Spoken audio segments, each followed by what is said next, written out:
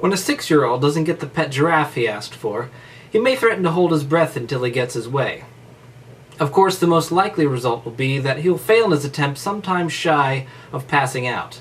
Such is the nature of empty threats.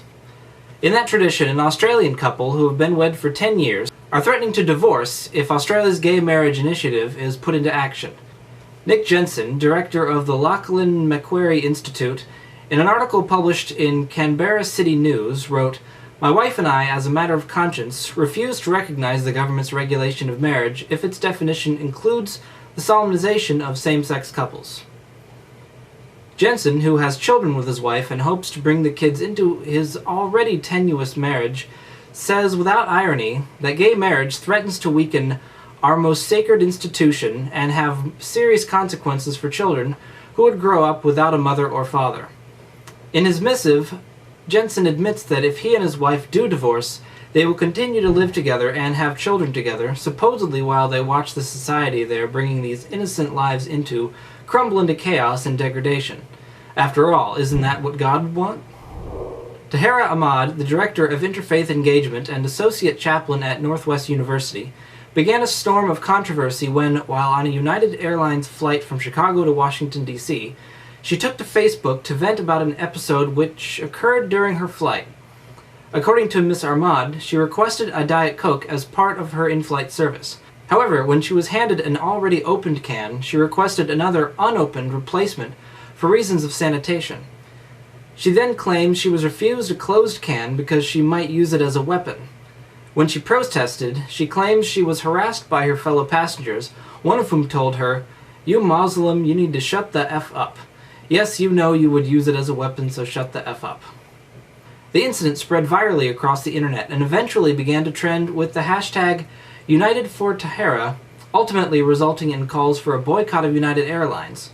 There is, however, another side to the story. United itself released a statement insisting that several attempts were made to accommodate Ms. Ahmad, and a person claiming to be a fellow passenger on the flight took to the forums on flyertalk.com with a different account. The anonymous poster claims that the dispute actually arose over the distinction between Diet Coke and Coke Zero, that the reasons Ms. Ahmad was given an opened can was that it was the last of that particular variety, and another passenger had already been given a portion.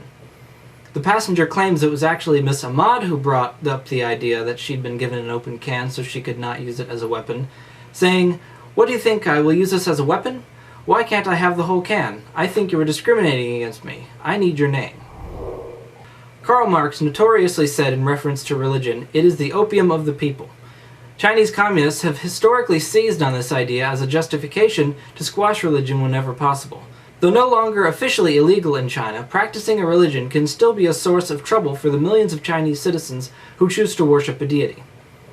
A recent article by Radio Free Asia notes that the U.S. State Department's Religious Freedom Report said Chinese authorities routinely restrict the activities of independent Catholics, Tibetan Buddhists, and Uyghur Muslims, as well as Protestant groups. However, the main focus of the article is harassment faced by members of the official Communist Party when they express a belief in some form of divinity. A recent paper released by the party's Central Commission for Discipline Inspection noted that the rise of religious belief among party members is cause for concern and could result in unspecified disciplinary actions. The paper notes that, quote, Marx himself stated boldly that communism in essence begins with atheism. This may be true, however, it should be noted that just before the famous Opiate of the People line, Marx wrote, "Religion is the sign of the oppressed creature, the heart of a heartless world and the soul of soulless conditions." In other words, Marx warned that the kind of behavior the Chinese government is exhibiting is precisely what drives people to religion in the first place. A recent New York Times article by Suzanne Daly and Alyssa J. Rubin examined the effect that France's headscarf ban has had on anti-Muslim bigotry. When France passed its first head covering ban in 2004, veils in public elementary and secondary schools were barred.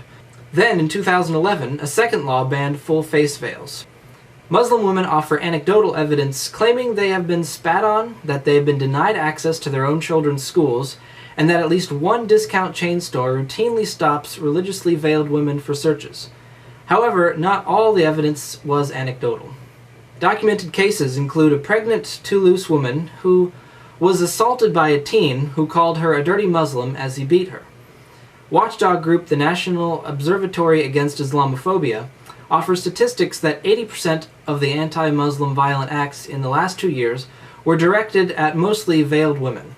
But perhaps the most damning argument for the failure of the veil bans is this quote from the article. Some critics argue the head covering ban also plays into the hands of Islamists who are eager to drive a deeper wedge between Muslims and non-Muslims in the West.